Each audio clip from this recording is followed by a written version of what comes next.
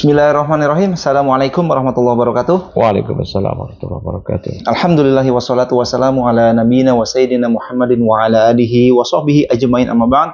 Teman-teman di channel Sanggah Syubhat TV, alhamdulillah pada malam hari ini kita kembali dalam acara bincang-bincang dan juga tanya jawab seputar syubhat dan bersama guru kita. Alhamdulillah Ustaz, gimana kabar Ustaz? Alhamdulillah khair. Ya Ustaz, langsung saja Ustaz.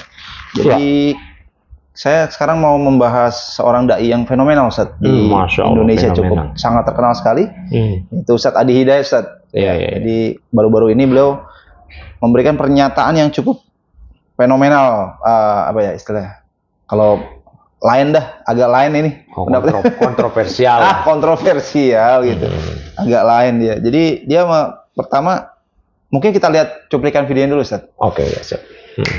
Musik yang dimaksudkan musik yang dilarang. Maka turunlah surat musik, surah ke-26 Asy-Syu'ara, para pemusik, para penyair, dimaktumkan di ayat 224 sampai dengan 227, Wasy-syu'ara'u yattabi'uhumul ghawun, alam tara annahum fi kulli wadi yahimun. Ya?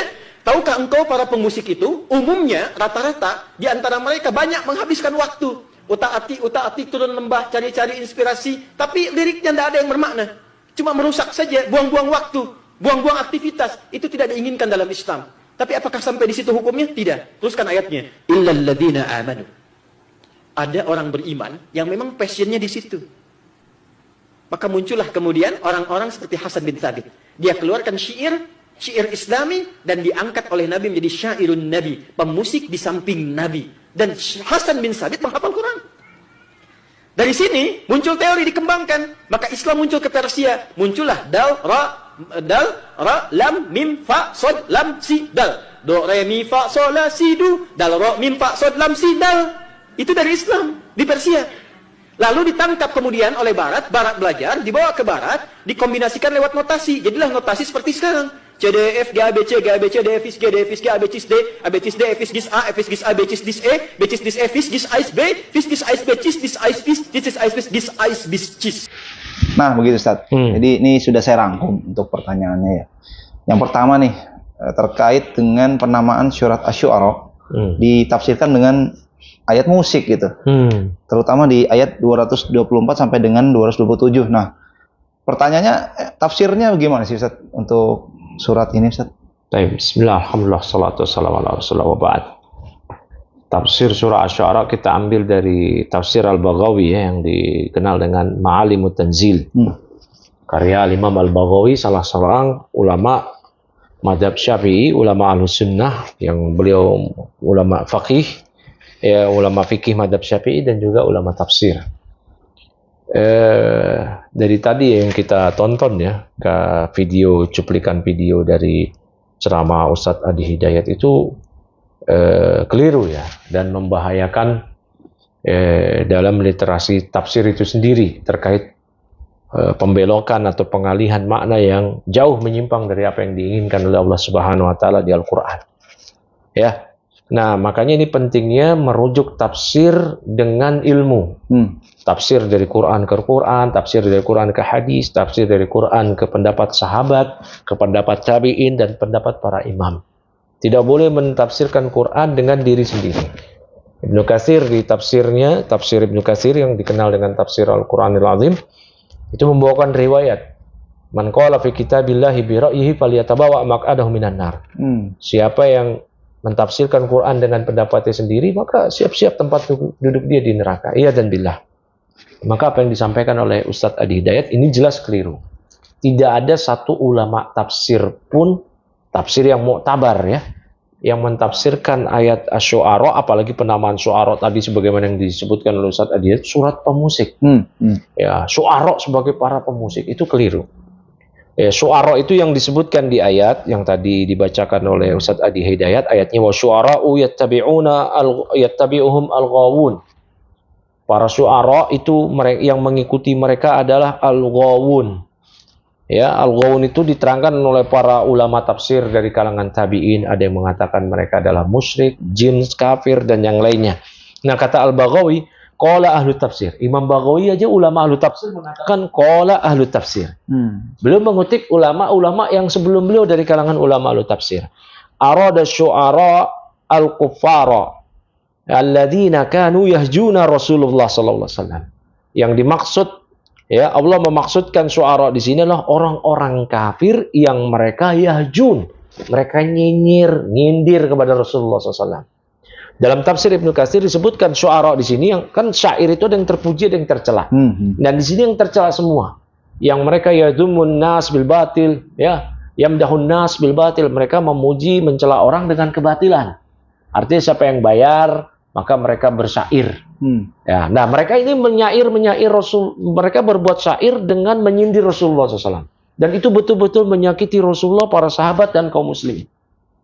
Makanya ketika Fathul Mekah, ada beberapa nama, list nama yang masuk daftar bunuh, hukuman mati, tidak diampuni. Di antaranya adalah para budak-budak musyrikin Quraisy yang mereka adalah penyair yang menyinyir Rasulullah SAW. Dan ini nggak ada korelasinya sama musik. Dalam bahasa Indonesia, silahkan buka kamus KBBI versi apapun, syair musik itu jauh. Apalagi istilah syariat. Berbeda, musik 4 madhab mengatakan haram.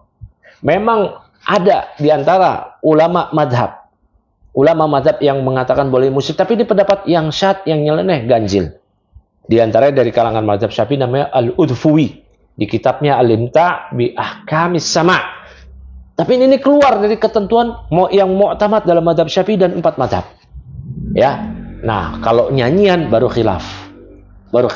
Dan itu pun pendapat yang syad yang disebutkan di kitab Al-Imta' bi Ahkamis Sama' oleh Al-Udhfuwi. Musik yang mana? Bukan musik yang kayak sekarang, musik K-pop, musik rock, musik metal, musik dangdut, bukan. Itu pun syad. Nyeleneh, nggak normal, ganjil. Ya, itu pun yang mereka maksudkan musik-musik yang membawa kepada ketaatan, yang membawa kepada mengingat Allah, yang membawa, nggak ada kayak gitu. Nah, ini 4 madhab yang mu'tamad justru mengharamkan alat musik. Beda dengan masalah nyanyian, baru ada khilaf di situ. Jadi dibedain ya, musik dan nyanyian itu beda. Nah, jadi musik beda lagi nih. Bahkan di nas disebutkan musik itu haram. Dalam nas udah jelas lagi. Ya, jadi apa yang disebutkan oleh Ustadz Adi Hidayat itu jelas keliru. Ya, maka yang dimaksud ada penyair itu adalah orang-orang yang menyinyir Rasulullah SAW. Siapa yang mengatakan? Ini Al-Imam Al-Baghawi. Kalau dicetakan saya, di tafsirnya jelas. Tafsir surat ayat tadi yang dibacakan oleh Ustadz Adi Hidayat. Wa syu'ara yattabi'uhum al-ghawun di ayat 224. Ya, 224 atau 225 ya.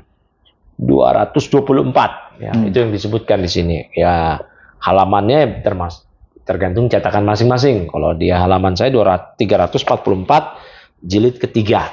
Nah, itu. Jadi keliru ya untuk berdalil membolehkan musik dengan ayat ini. Itu nggak ada korelasinya sama sekali, tidak secara lugatan apalagi istilahan, nggak secara bahasa maupun secara istilah. Ya, apalagi sampai mengatakan ada sahabat Nabi yang musik, itu lebih lagi. Ya, ini musiknya dicela oleh para ulama, di kitab Sulamut Taufik dicela, di kitab-kitab kok bisa sahabat? Nggak ada riwayatnya. Ya, para sahabat ada yang bersyair, syairnya syair dengan kebaikan, memuji Rasulullah SAW, memuji Islam, membangkitkan semangat, itu terpuji. Nah, kalau yang dimaksud di sini mereka adalah orang-orang yang mencela Rasulullah SAW. Jadi begitu Bang Ainur. Ya, tadi juga dikatakan terkait sahabat Hasan bin Thabit ya. Dia diangkat sebagai pemusik. Nah, itu batil. Passionnya di situ. Itu nggak ada ya. Ulama tafsir, ulama hadis yang mensyarah Hasan bin Thabit sebagai pemusik. Itu nggak ada itu. Itu sama aja merendahkan, menghina sahabat. Di mana posisi atau profesi pemusik dalam Islam tercela. Ya, penyanyi itu tercela dalam Islam. Tercela lah, nggak ada kehormatannya, ya, nggak ada kehormatannya. Bahkan di sebagian kitab-kitab fikih disebutkan kita cari istri itu jangan yang mereka biduan wanita, nggak boleh, tercela. Begitu, itu yang disebutkan oleh para fuqaha. Lo kok bisa? Sahabat Nabi yang mulia dikatakan sebagai pemusik. Nah, ini akibat pendalilan serampangan dari Ustadz Adi Hidayat yang memang dari awal beliau sudah membolehkan musik, apa-apa dibawa kepada ke situ. Ini harus beliau rujuk ya dari pendapatnya tersebut ya, sebelum beliau berpikir mau menyanggah balik, coba deh kembalikannya ke ilmu. Buka buku-buku tafsir yang ada di rumah beliau atau yang ada di Syamila atau yang ada di rumah orang lain, wah ya kembalilah ya, kita nasihati ya kepada beliau agar beliau juga punya niat kebaikan. Tentunya beliau akan rujuk kepada kebenaran lebih mulia daripada tamadi, daripada ngeyel, ngotot bertahan di dalam kebatilan tersebut. Nah, Ya. Baik. kemudian lain lagi Ustaz.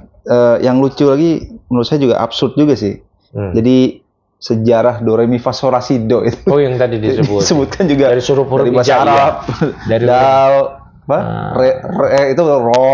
Nah, itu ya Mim. cok gali cok. Ya itu. Itu Ada nggak sih yang kayak gitu pendapatnya? Nggak ada.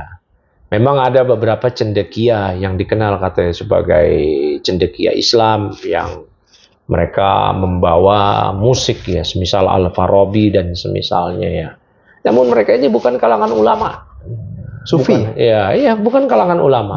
Ya, jadi tidak bisa mengacu kepada sosok-sosok seperti Al-Farabi ini dan semisalnya.